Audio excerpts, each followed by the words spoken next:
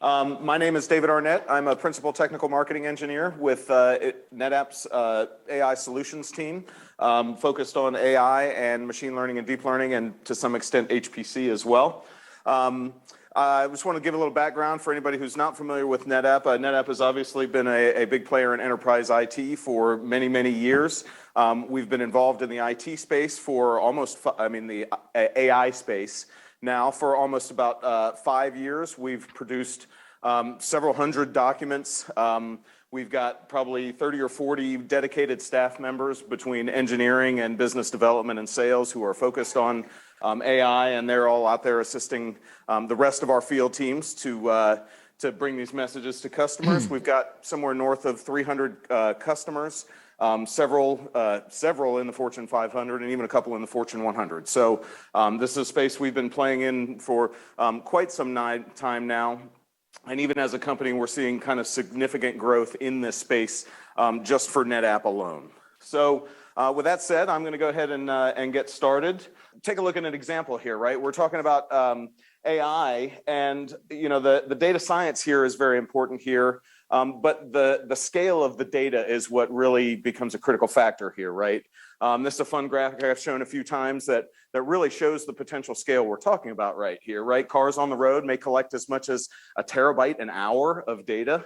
You could have hundreds or we potentially talk about millions of cars on the road collecting data. That maybe seem a little far-fetched, but when you consider that anybody who's got a Tesla is sending data back to Tesla that they're using to train their models for the next generation. So the number of 1 million cars out there collecting data is actually not that far-fetched. I think the actual capacity numbers are a little bit high. A terabyte an hour is maybe what the cars are collecting raw. But what's interesting to me is this is one of the spaces where AI is actually helping with the development of AI. Meaning all of the vendors who are doing this kind of autonomous vehicle development are actually developing models to help them sift through all that raw data, so they don't actually have to save all of it. They only save the bits that are interesting and important. But at the end of the day, we're talking about exabytes of data, right? The actual raw data numbers turn into massive quantities.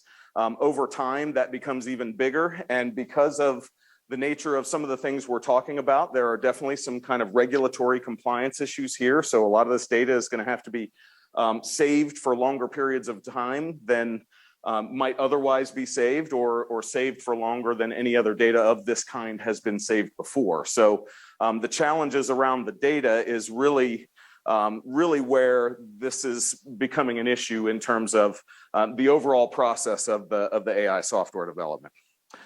So over the next hour and a half or so, I'm hoping we're going to show you how our solutions go beyond just like raw performance numbers, right? There's a lot of talk about speeds and feeds in this space, but at the end of the day, that's not the whole story.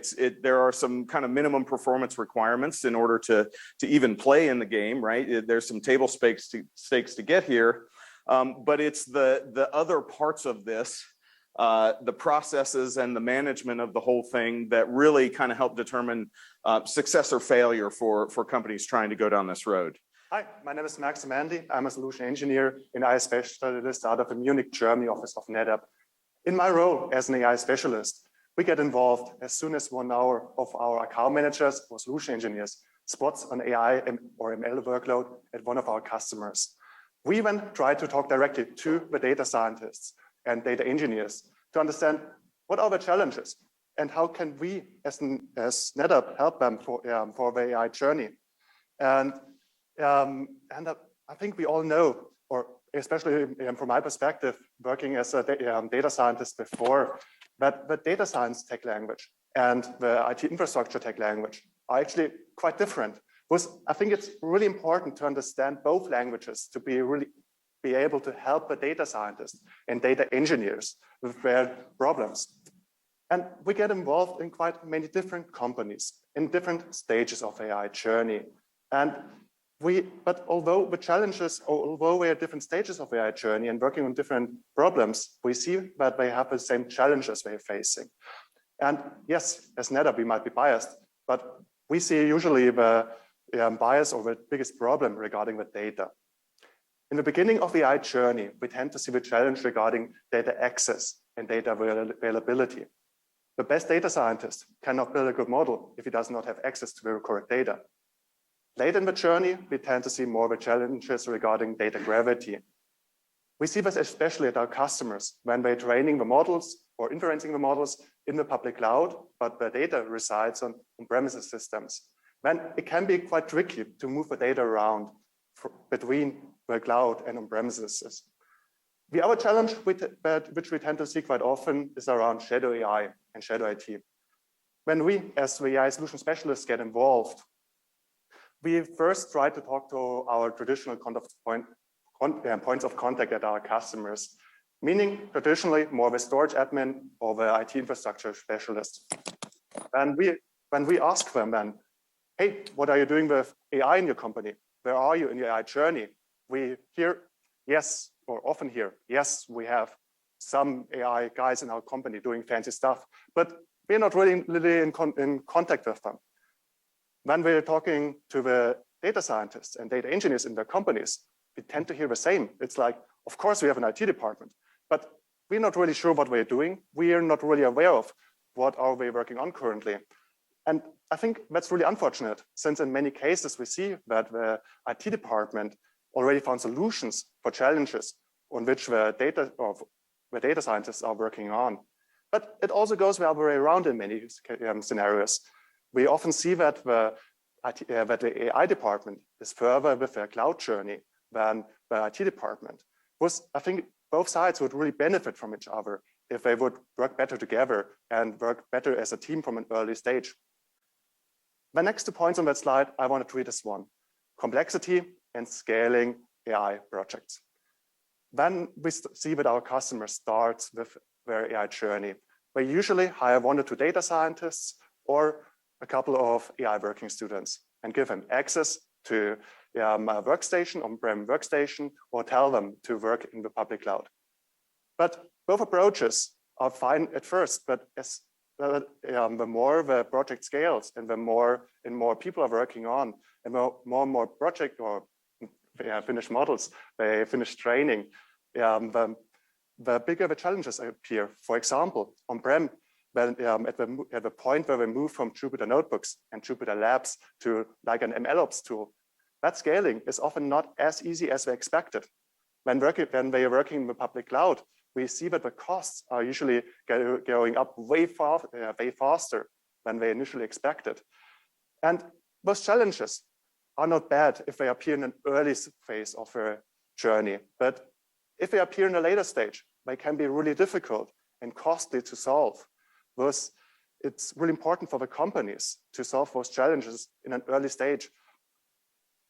From my European and especially German perspective, I think most of our customers, if we have a look on Gartner's AI maturity model and scale, are in an early phase. Like most of them are level 1 or level 2, with some reaching level 3.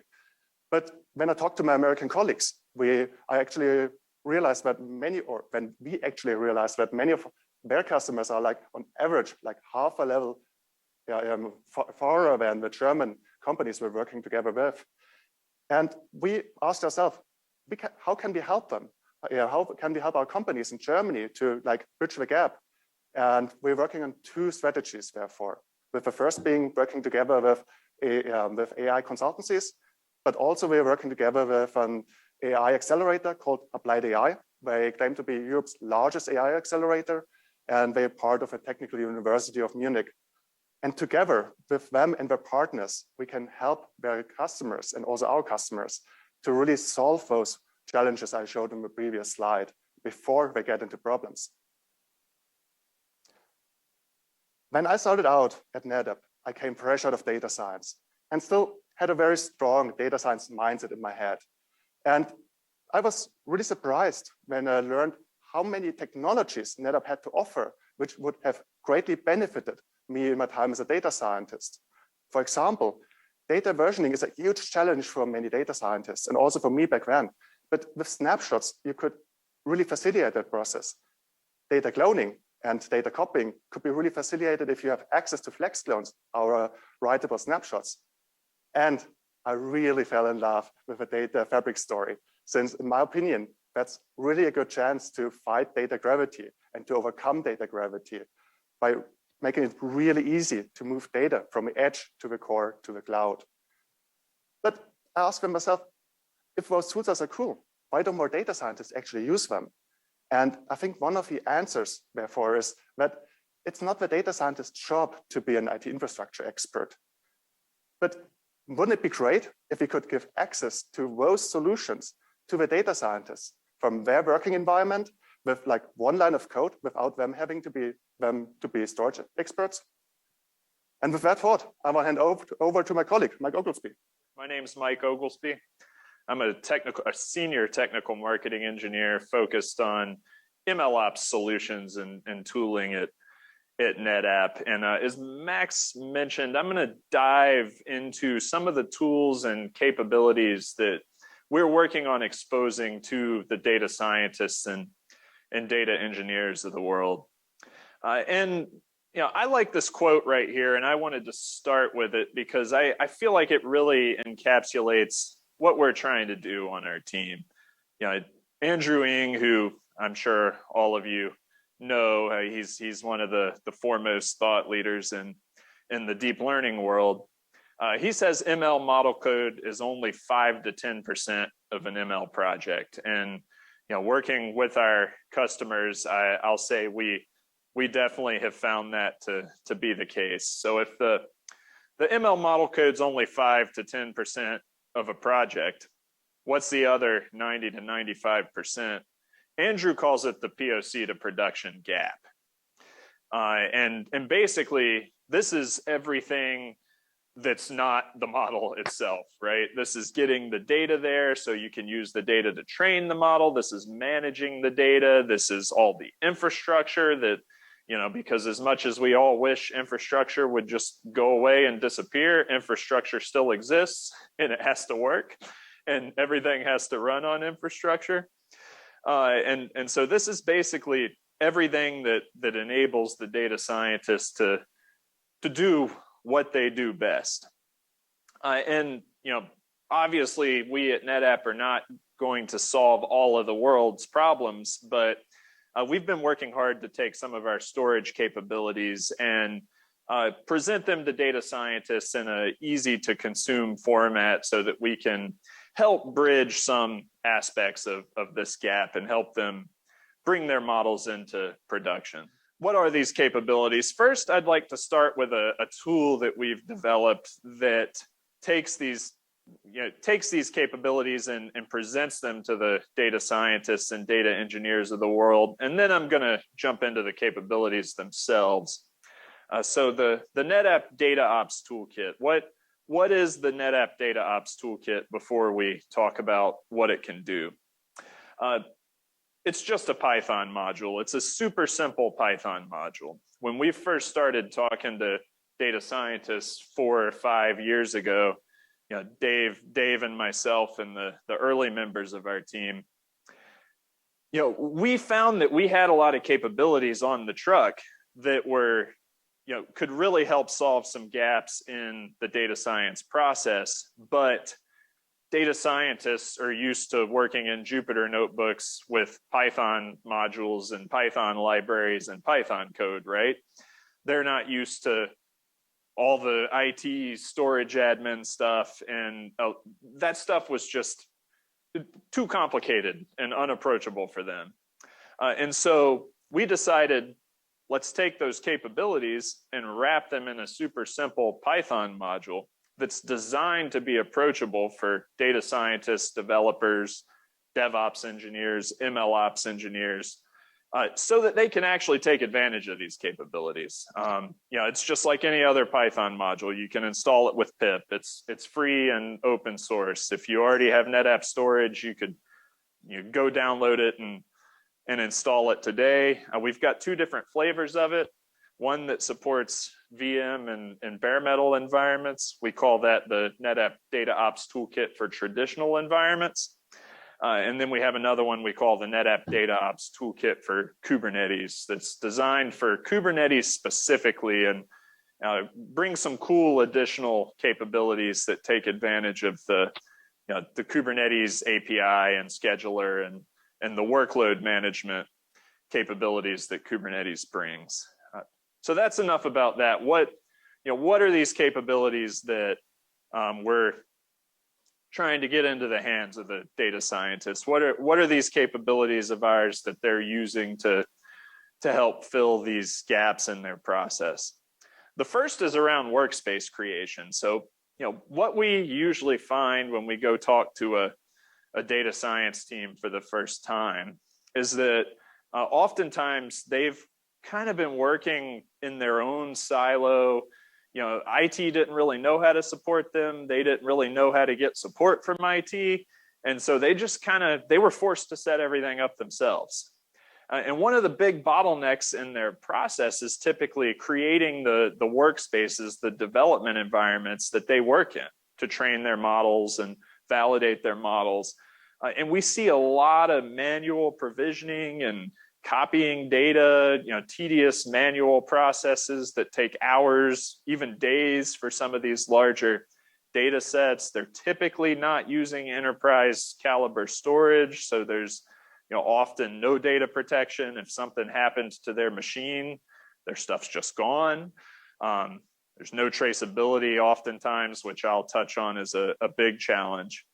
And it's really, they're having a hard time getting from idea to a workspace where they can actually implement their idea. And so in the DataOps toolkit, we built the ability to just in one CLI command or one Python function call near instantaneously provision a workspace that's backed by NetApp storage. So if we're talking the VM or bare metal version of the toolkit, they can one simple function call say, hey, I need a 500 terabyte workspace to store my data in, store my notebooks, my Jupyter notebooks in, what have you. And a couple seconds later, they'll have mounted on their machine a 500 terabyte NFS share that is at the path they specified, and they can just get to work in it. If they've got the Kubernetes, if they're running in Kubernetes, we can do something even cooler. They can say, hey, give me a 800 terabyte Jupyter Lab workspace. And just a couple of seconds later, they get a URL they can use to pull up their Jupyter Lab workspace. It's backed by NetApp storage, persistent storage, but they don't have to know or care about that. They just know that they needed an 800 terabyte Jupyter Lab workspace, and they got one a couple seconds later. They can log in their web browser, pull in all their data, save their notebooks there, and get to work. I see there's a lot of parallels between this and infrastructure as code tooling as like Terraform and Ansible and such. Did you draw inspiration from there, or? Yeah, so my background is actually in the DevOps world. So my background's on a application development team for a financial services company, and so I was I've done a lot of work on Kubernetes and with Ansible automation, and so yeah, we drew a lot of basically we kind of drew inspiration from that world and tried to marry it with the feedback we were getting from actual data scientists and build them something that would be simple for them to use and consume. Because we've got a bunch of Ansible modules, right? It's easy to automate NetApp stuff with Ansible, but data scientists, they don't know Ansible, and they're used to Python code, not a bunch of YAML and Ansible playbooks. And it's even Ansible is kind of out of their wheelhouse. So we tried to apply the same concepts and bring them in a format that they could use in a kind of self-service way. So I've talked about provisioning workspaces, but deep learning, training deep neural networks, it's an extremely iterative process, right? So it's not just a one and done thing. Data scientists don't just get some data, run a training job, they're done, it's over, that model's done, and they deploy it to production. Usually there's a lot of experimentation and tweaking, and they'll run the same training job over and over and over again as they try to refine their models. And oftentimes this necessitates modifying something. So they'll have a workspace and they'll need to make a copy of it for a particular experiment so that they can modify a data set while preserving the gold source, tweak some hyperparameters, what have you. And this, our customers have told us, and Max has told me from his data science experience, is a huge, huge, huge common bottleneck. And there's a lot of time spent around with data scientists drinking a coffee and getting irritated while they're waiting for some copy job to complete when they really just want to get on with their project. And so, yeah. Are the DataOps functions something that you invoke directly from Jupyter, or is it something you invoke outside of Jupyter notebooks, or both, or? Yeah, so both and yeah, so it's packaged as a Python module, right? And there's a CLI interface and a library of Python functions that could be imported into a Jupyter notebook or any Python programmer workflow. So like a data scientist working in Jupyter, if they want to clone their workspace, they just call a clone workspace function. Source equals new workspace name equals, and that they don't have to. They tie the toolkit calls to a NetApp storage solution, or how does that tie-in work? Yeah, so on the traditional toolkit side, VM and bare metal side, it's built on top of our REST API.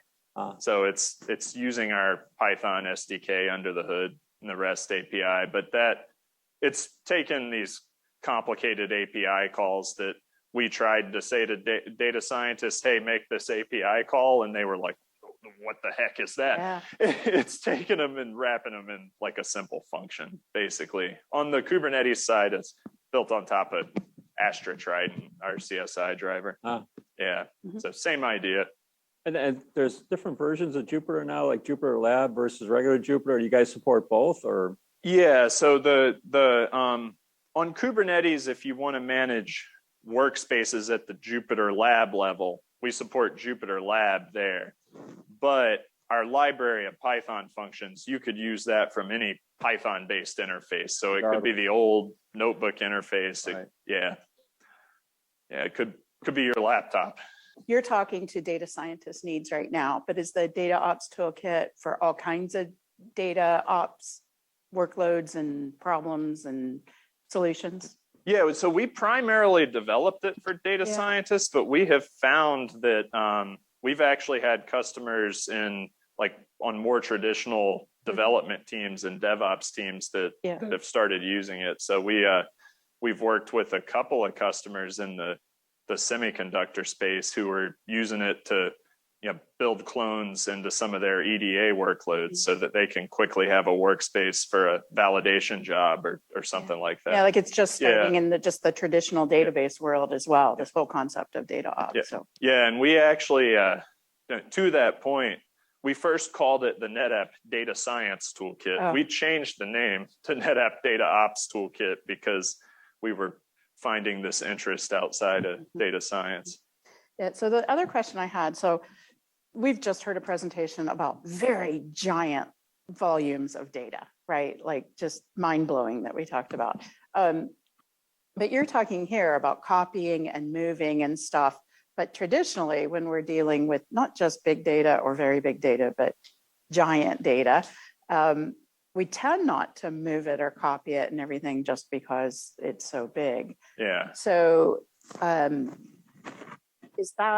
what's the sense of data scale with what you're talking about with this solution? So we find that our customers typically fall into one of two broad categories when we're talking to data science teams. There's the more traditional HPC folks who have just massive amounts of data, scale out clusters, big file systems, and they tend to not move or copy things around as much. And then there's the more traditional enterprise customers who maybe they didn't do a lot of data science until 4 or 5 years ago, and they started to implement some of these deep neural networks, some more cutting edge deep learning techniques, they, unlike the, big, massive scale out folks, they're usually working with smaller data sets and doing a lot of copies and iteration.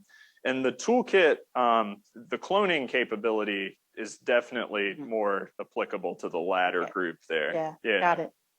Yeah, we've found that both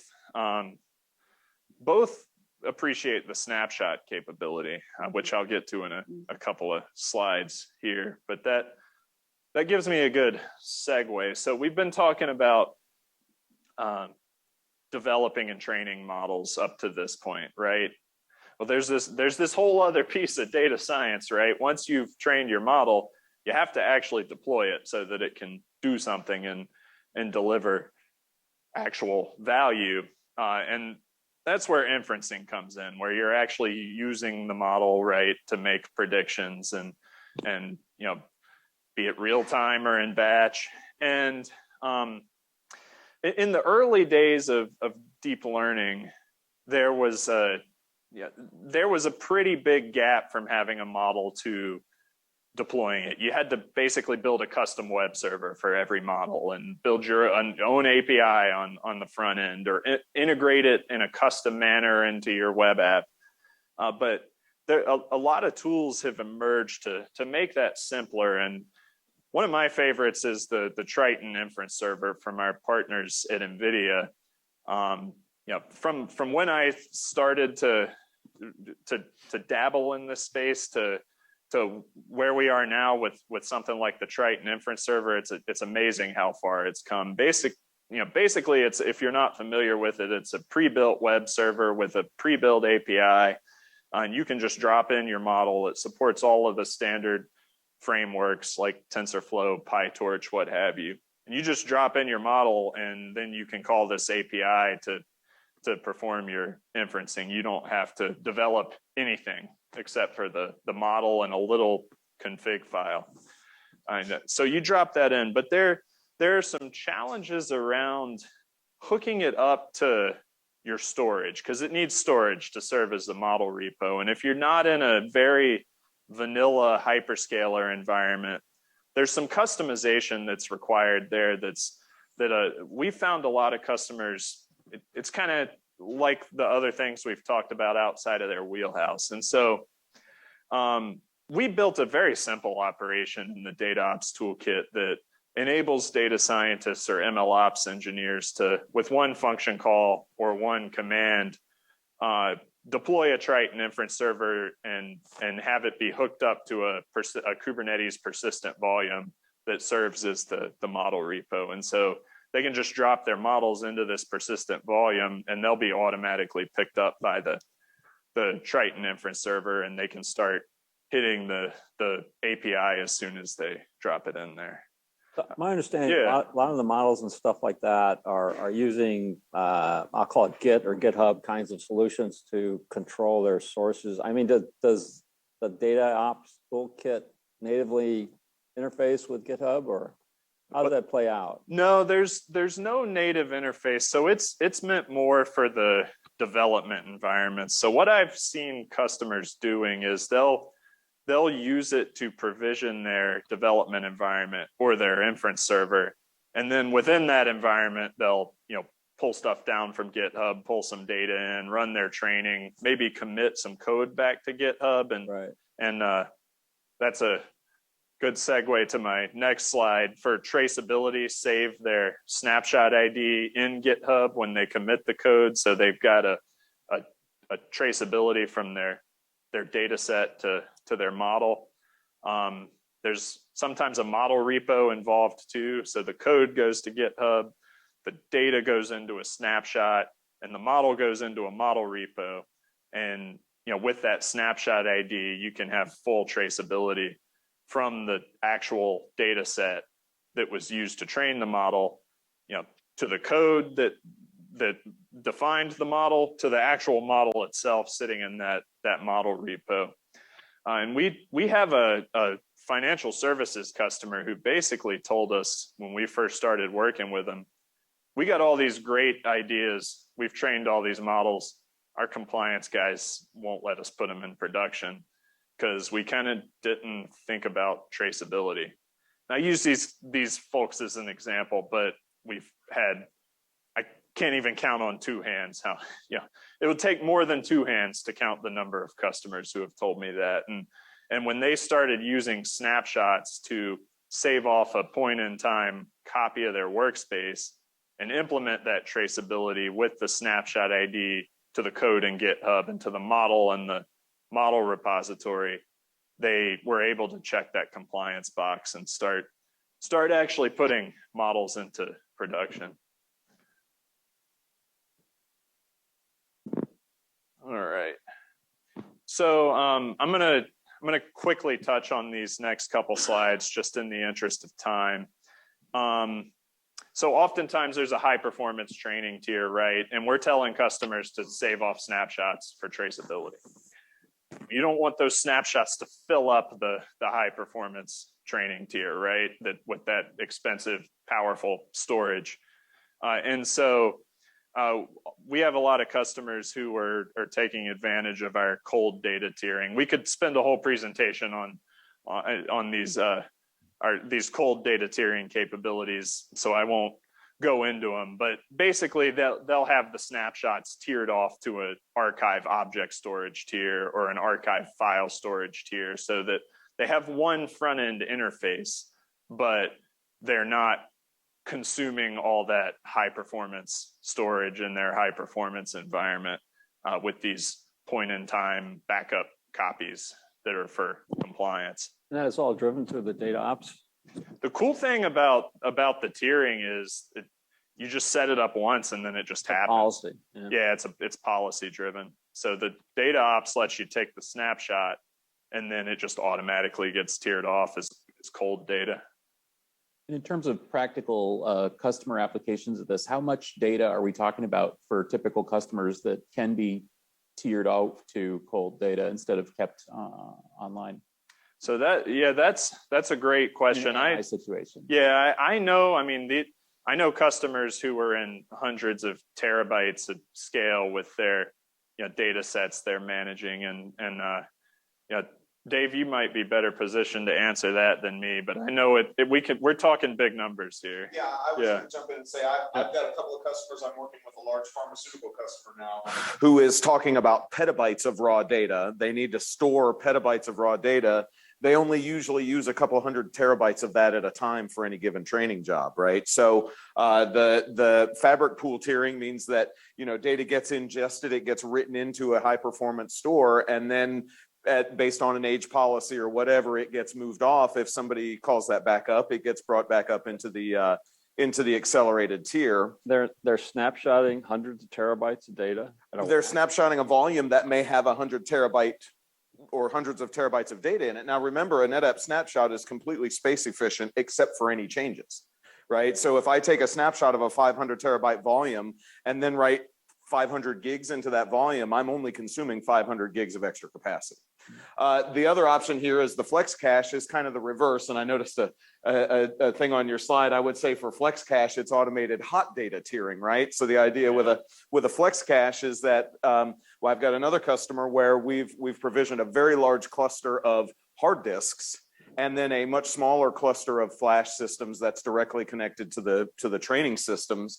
And all of the data goes into just a standard hard disk repository.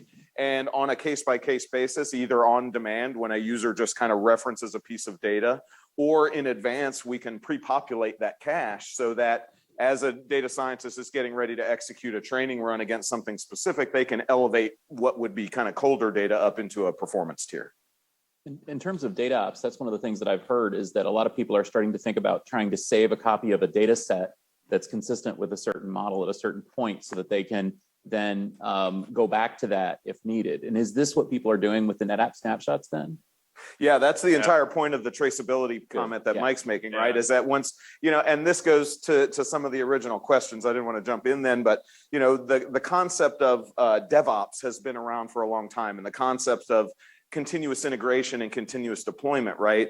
And a lot of the DataOps toolkit is built on those same premises with the idea that these workflows have the same processes, right? They're software developers, they're developing software. When they reach what they think is a done point, they run some automated testing on that. If that testing passes, then that model gets moved, or the software gets moved into the next phase of the process where it may get deployed or what have you. The DataOps toolkit really enables all of that same kind of automation that people were already doing for more traditional software development. It just adds the element of the data also, so that instead of just taking a snapshot of your actual code repository, we can simultaneously take a snapshot of the code repository and the data that was used to train that code. And that makes a big difference in that traceability question. Yeah, and this topic, or this concept of snapshots for data set to model traceability, it's been extremely popular and generated a lot of interest with our financial services and healthcare customers, especially because they, because of compliance, because of traceability, and all that stuff. Regulatory compliance. We've had so many conversations with customers where they told us they were kind of stuck in the science project phase and they were really struggling with that traceability, and we've been able to help some of them get over the hump. And so in that situation, the model, the code, the data, and all that stuff would be on a single NetApp volume or something like that, and they would snapshot that, and they would have it. They could tag it, and then keep it around for as long as they want. For as long as they want, archive it off to an S3 object store. Do whatever else you would want to do to protect that from a compliance perspective. And if there's ever a question around, hey, why'd this?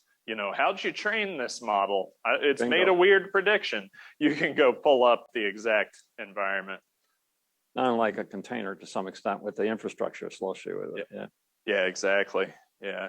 So in those two industries especially, we've found that customers it's really helped them bridge that gap. This is just a quick demo showing how with the DataOps toolkit, you can near instantaneously clone a Jupyter Lab workspace. So let's start this guy here. So basically, let's say I'm a data scientist here. I'm working in that Jupyter Lab workspace and I need to clone it to drive an experiment. So I can go into my terminal. I could have done this with a Python function call as well, so I've run this list Jupyter Labs command here, and the workspace I was in is that project 3-Mike. So I want to clone that one, so I can modify something, maybe change the data normalization technique, what have you, to run an experiment, but preserve the gold source. All I do is run this clone Jupyter Lab command. I could also call the clone Jupyter Lab function from a Python program. I specify the source workspace name, the new workspace name, and that's all I have to do. And I press enter, and it calls out to the Kubernetes API, and it's going to clone the volume behind the scenes. I don't have to know or care about any of that.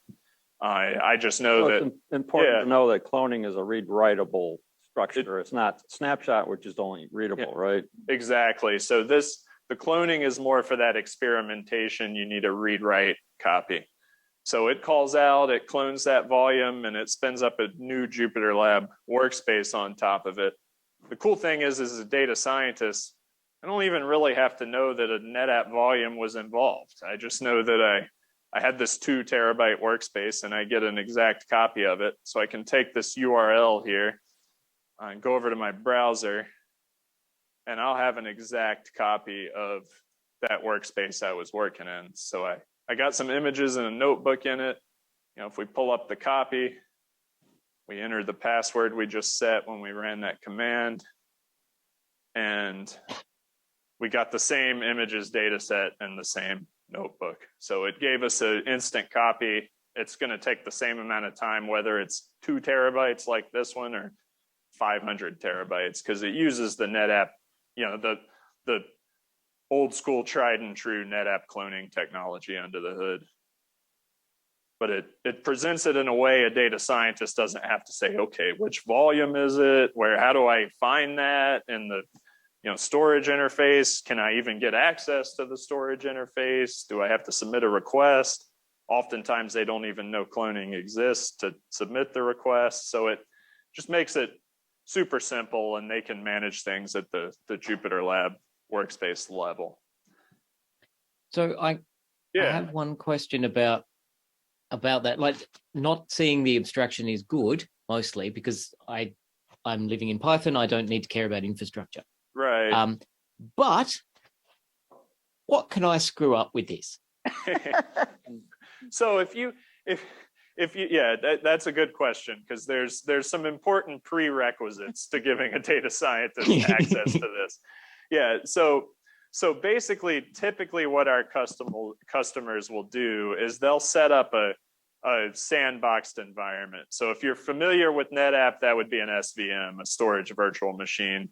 If you're not, super familiar with NetApp, the important idea is just it's a sandbox within the storage system that you can set some limits around and give specific access to. And so basically, this is what most of our customers are doing. They give the data scientists a specific environment with some limits that they can use for their development. And so they can do whatever they want in there, but they're not, they're totally sandboxed from the rest of the environment, and they can't stomp on anybody else's stuff. We do have customers who give the data scientists a whole dedicated cluster, but those are more the more advanced customers who are kind of further along in their journey and need the horsepower of a whole dedicated cluster. Any support for other types of notebooks, or because everyone's building the next best notebook. So yeah, so at that workspace management abstraction scale on Kubernetes, we only support Jupyter, but we also, there's basically two options. You can manage it at that level or at the NFS share level. Yeah. And so we've got customers who are using things like RStudio, and they'll just say, hey, they'll call create volume instead of create workspace and say, I want it mounted at this create volume size, 500 terabytes, local mount point, /home, whatever, and they'll manage it that way. Okay. Yeah. Thanks. No problem. So I think it actually works with a live demo. For the live demo, I want you all to imagine that I'm back in data science, and we've been just handed over a data set from our boss, let's call him Mike. And it's our job now to basically first clean the data, analyze the data a bit, and then build a simple model. As a data set, we're going to use today NASA's turbofan degradation data set. Basically, in the data set, you have many different turbofan engines, like you have them on the airplane, and you try to predict how many more life is in those engines before they need a major service. In the beginning, we're going to just import all the libraries. Shout out to the NetApp DataOps Toolkit traditional library, but also to QDF and QPy from NVIDIA with the Rapids AI, just to speed up the data wrangling massively. Next, what we're going to do is using the NetApp DataOps Toolkit to give it an overview about which volumes do we currently have access to. And here we see analytics data. That sounds good. Let's have a look into that one. Engine data, I think that's the one. But as a data scientist, you should never, ever work with a golden sample. And that's also what Mike just said before. In my time as a data scientist, what I did was just copy all the data around with which I wanted to work so that I didn't manipulate the golden sample by accident. But with a flex clone or with a clone, it's way easier and way faster. So just one line of code to specify how it should be called, where it should be mounted if you want to. Wait a couple of seconds, I think 12 seconds in particular right now. And I ran the demo a couple of times before setting it up. Yes. And yeah, you're done. You can work with it as if it would be a complete copy of it. You can do everything with it. And yeah, my next steps, I'm going to get kind of quickly over it. I'm just going to read in the data, do some data analytics, data wrangling, nothing interesting for this demo here. Some data analytics, exactly, cleaning the data. Where it gets interesting again is right here. When I finished cleaning the data, the next thing I should do is save the data to a separate place. And therefore, I want to create now a volume using the NetApp DataOps Toolkit. Thus, I just write one line of code, create volume, specify how should it be called, how large should it be, where should it be mounted, and done, basically. I can save in the data. But what I'm going to do next is create a snapshot of a volume, and you're going to see, I think you can see already now where I'm going with that. As a data scientist, or in my time as a data scientist, it happened to me, yes, I have to admit it, that I actually deleted the data set, which I just cleaned. And as a data scientist, you really have a bad time if you have probably not any more access to the cleaning script. But if you just created a snapshot of it, it's not a bad time at all. All you can do is restore the snapshot, one line of code, and your valuable data is, give it a couple of seconds, is back. No bad day. You can rest assured that your evening beer is saved. Next, I'm just going to create a simple model using XGBoost for the data. Wait a couple of seconds. And as soon as the model is trained, we have now a choice. Either we could use the new functionality of the NetApp DataOps Toolkit to directly deploy the model to NVIDIA Tried Inferencing Server. But for the simplicity of this demo, what we're going to do next is just create a new volume and save a model into the volume so that we can give access to our colleague who's then putting it into production for us. Where's the results? Yeah, what are the results? So we have just delete them all while they're sitting down. So we have an RMSE of 9.5. No, I bet like in a typical demo, you'd swap over to a dashboard that showed you now had or whatever you did. Unfortunately, no sexy dashboards for this demo, just the Jupyter notebooks and Jupyter Lab. Yeah, no, cool. Easy demo, you didn't have to type. True, yeah. But honestly, I was just super glad that it ran through the demo. Yeah. So No, one question I have about this though, and forgive me if I've missed something, but it feels like there is a Python API to the storage, like so it's exposed to that. So as a data scientist, I still actually need to know a bit about these infrastructure primitives, like what's the difference between a clone and a snapshot?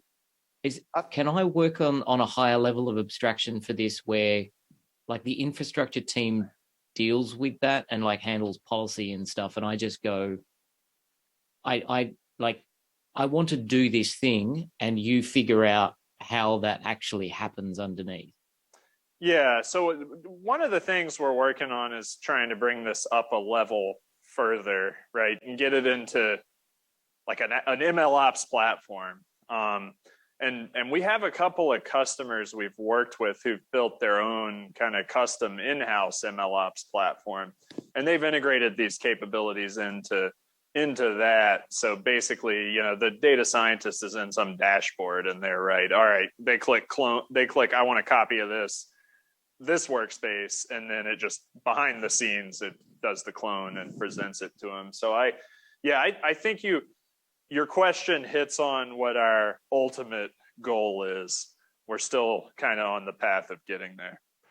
After having now talked about how the NetApp DataOps Toolkit can really help the data scientists and data engineers in their daily lives, I want to talk about an architecture, how we tend to see it at our customers and how we like to promote it at our customers. When we, the AI solution specialists, get involved, usually currently the data resides on some sort of on-prem, on-top system. But in many scenarios, our customers want to resume or start their AI journey in the public cloud. And thus, they first get into contact with their hyperscaler of choice. And the hyperscaler of choice then recommends them to use their own natively integrated AI working environment. That could be a Google Vertex AI, that could be AWS SageMaker. But no matter what choice, we tend to see two downsides of those integrated working environments for the customer.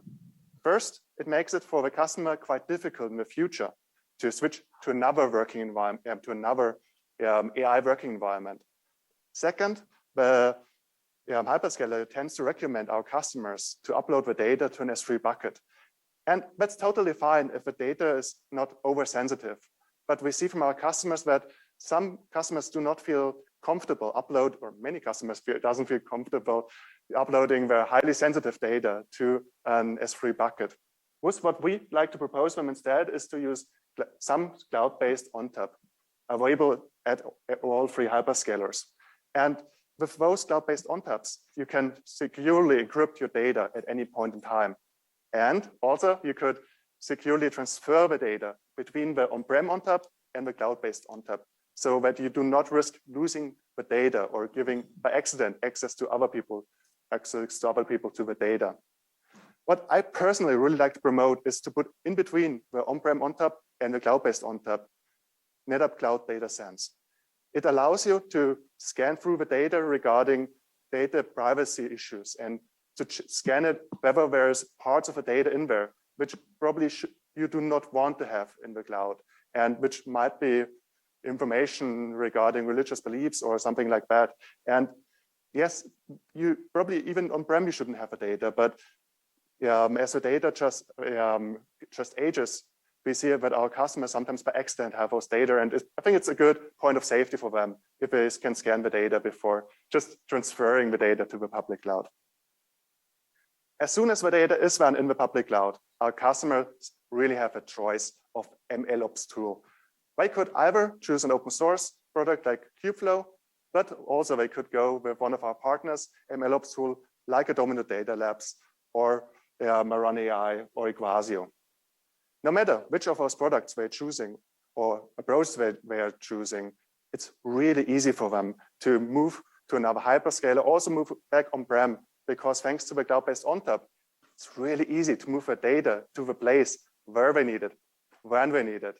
And that's actually also what we heard from the AI Accelerator in Germany, that they really enjoy working together with us since we make it that easy to move the data around to the place where they need it for their customers. And actually, Mike has a customer experience where they use an architecture close to this one in practice. Yeah, it's a really kind of unsexy customer reference, but it get not in terms of the customer, but just in terms of the architecture. But I think it's a good example of some of the simple problems that something like a cloud ONTAP could solve for a data scientist. We were talking to a data science team at one of our customers, and basically they were in EC2 instances in Amazon AWS running training straight from S3, and they were having trouble sharing data, and they were having trouble getting the performance they needed. It was taking them forever to run their jobs. They were paying a lot of money for these expensive GPU-based EC2 instances. And so, just a simple solution, they started using Amazon FSx for NetApp ONTAP as kind of a shared training environment. So they could all mount that on their EC2 instances, bring down data sets from S3 there, do whatever they needed to do to them, and then max out their GPUs. They needed shared access to it, which they couldn't get with using EBS. And so simple use case, it kind of really solved some big problems for them. Cool. So when we're already talking about cloud AI, I want to have a look on a bit different part of a NetApp product portfolio, and that's Spot by NetApp.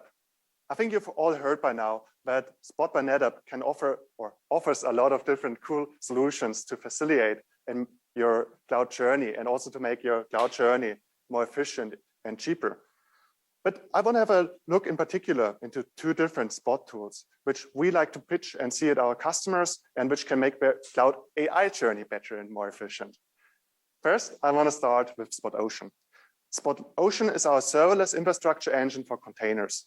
Basically, it continuously optimizes your container infrastructure in the public cloud by right-sizing your pods and containers, by recommending you and helping you to find the right instance types, but most importantly, by helping you to consume the cheapest consumption option of compute instances. And that's, as we all know, those are Spot instances. But most companies do not want to use Spot instances for their customer-facing applications, since they can be Spot instances can be terminated at any point in time. But that's exactly where Spot Ocean comes in, since Spot Ocean automatically reschedules your containers to another instance consumption type, so that your customers never feel it when one of your Spot instances got terminated.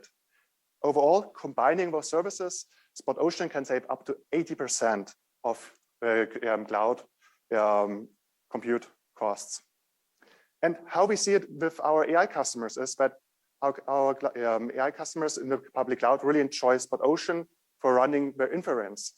For example, they can use NVIDIA Triton's inferencing servers and let it be managed by Spot Ocean, and will save a tremendous amount of money simply by letting Spot Ocean manage that deployment. The other tool, which I quickly want to go over, is Spot Ocean for Apache Spark. That's basically a fully managed Apache Spark in the public cloud. It's based on Spark on Kubernetes, and is obviously fully Spark-aware infrastructure scaling. It allows you to deploy that Apache Spark in the public cloud really easy. And best of it, in my opinion, is it uses the same engine as Spot Ocean, and thus make it very cheap for you and allows you up to 60% cost savings running Apache Spark in the public cloud. Currently, Spot Ocean for Apache Spark is available for AWS, but with support for GCP coming soon.